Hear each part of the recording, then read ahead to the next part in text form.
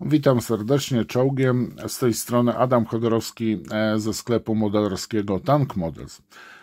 Witam swoich subskrybentów, gorąco ich pozdrawiam. Witam również, posłuchajcie, moich oczywiście widzów mojego kanału, którzy jeszcze nie zasubskrybowali. Zachęcam Was do tego. Pozwolicie mi też, przede wszystkim będziecie informowani o nowych filmach.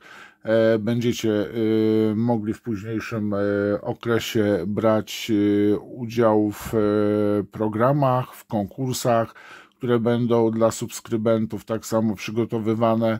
No i posłuchajcie, zapraszam też Was wszystkich na zakupy do mojego sklepu internetowego modelarskiego, który mieści się pod adresem tankmodels.pl.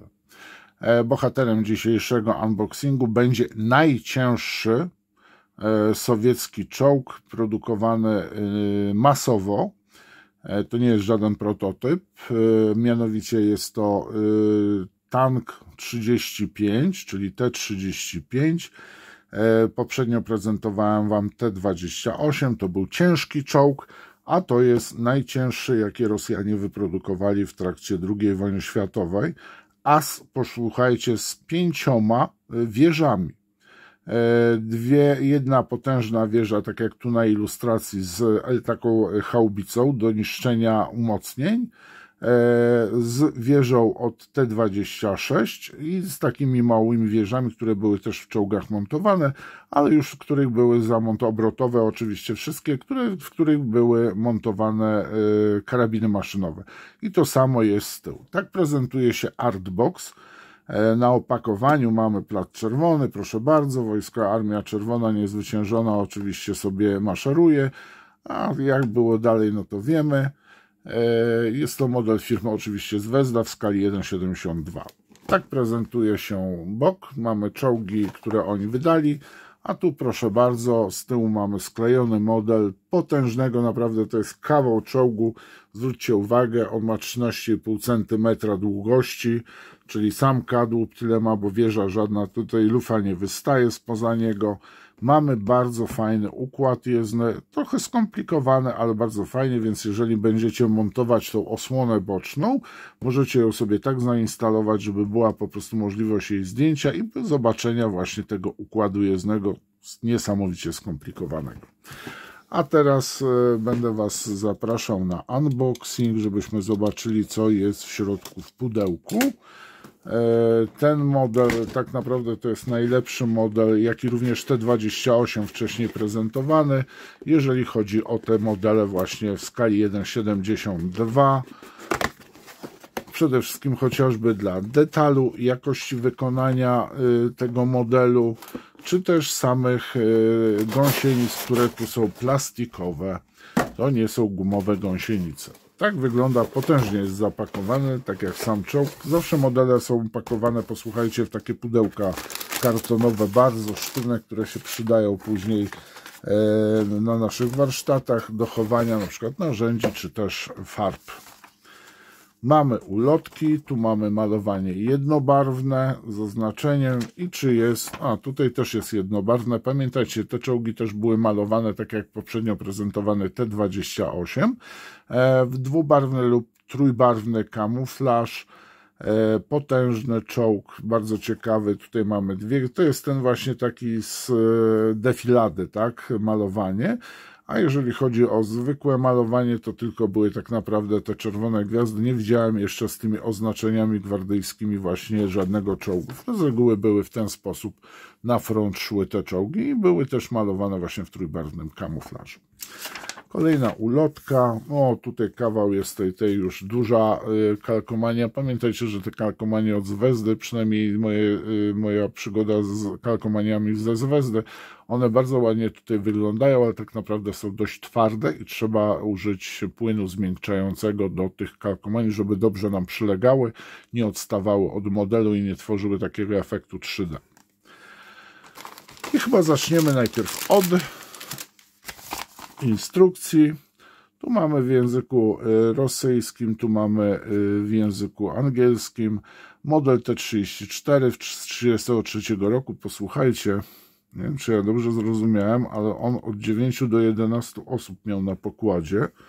No powiem wam, gdyby on był pierwszowojenny, no to by siał zgrozę na polach, na frontach. Tak prezentuje się instrukcja, bardzo ładnie opisana, prosta, czytelna. Części mamy dużo, to jest duży plus tego modelu, to nie jest takie Piff Puff City i po modelu i następnie spędzamy dużo więcej czasu na samym malowaniu. Tu oczywiście też przed złożeniem malujemy, jeżeli ktoś nie ma umiejętności malowania małych elementów, po prostu które znajdują się już na modelu, no to proponuję je pomalować przed nawet wycięciem, później zaretuszowanie i dopiero następnie wklejenie. Oczywiście ten czołg ma też antenę, radiostację, ma fajnie zrobione, że są klapy otwierane, ma tutaj też karabin przeciwlotniczy, no i sporo elementów. Jest dużo zabawy, powiem wam. Fajnie, że ten model nie jest takim właśnie, jak powiedziałem, takim modelikiem na 5 minut, tylko potężnym modelem, powiem wam, z dużą ilością części.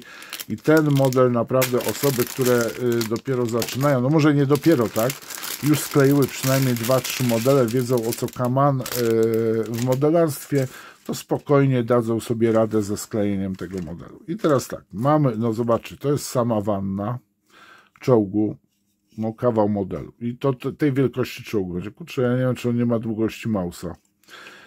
Ramka z kolejnymi elementami, dwie ramki, posłuchajcie, z elementami układu jezdnego, jak i również wieży.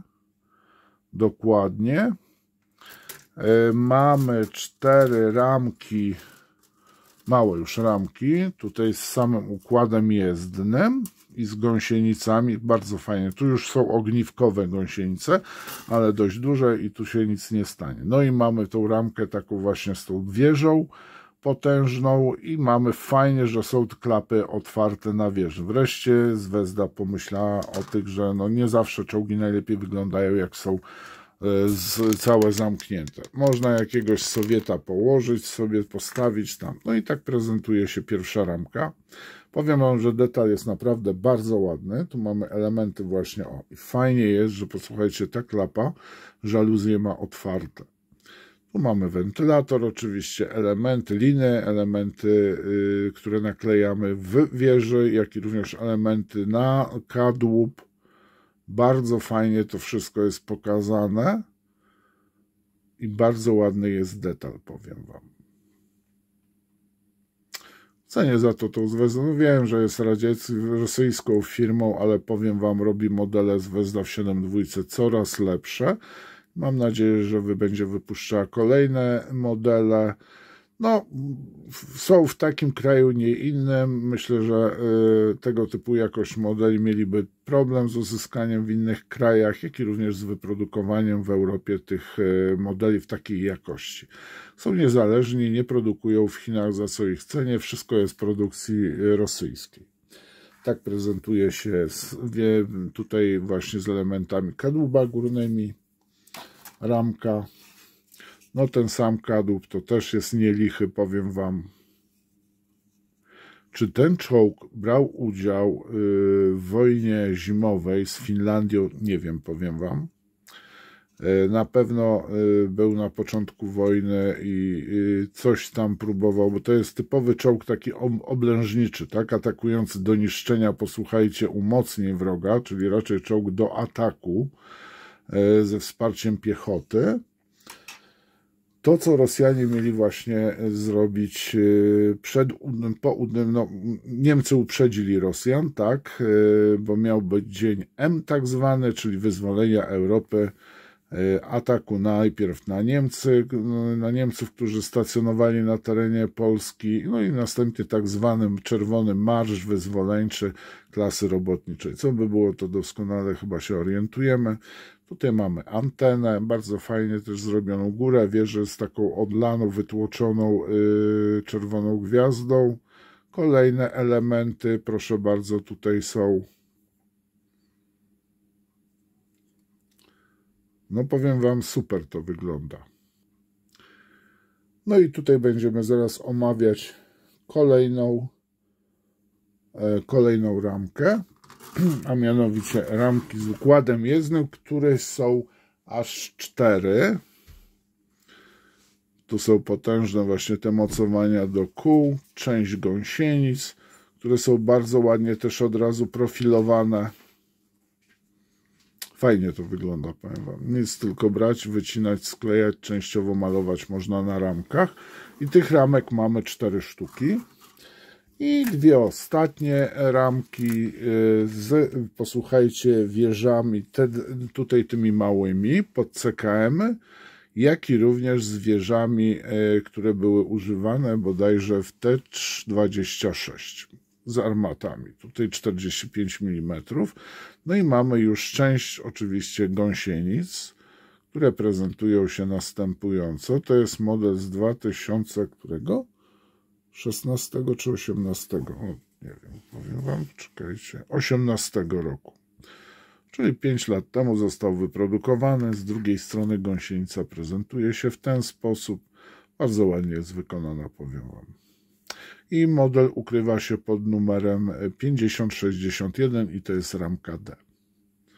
Polecam wam gorąco ten model. Naprawdę wezdowskie modele składa się rewelacyjnie. Nie stwarzają żadnego problemu, no chyba że my jakąś gafę popełnimy. No ale to już trzeba mieć pretensje tylko do siebie wtedy. Jeżeli będziemy to systematycznie składać według instrukcji, ewentualnie no tutaj już też mamy własne doświadczenie, to w takiej kolejności, żeby nam to pasowało i nie będzie żadnych problemów, powiem wam. No i to na dzisiaj jest, posłuchajcie, liczę na komentarze, liczę również, posłuchajcie, na lajki, dla nowych subskrybentów tak samo. Dziękuję wam za uwagę, zapraszam do sklepu również, link bezpośrednio do tego modelu znajduje się w opisie. Dzięki serdeczne, pozdrawiam was, cześć.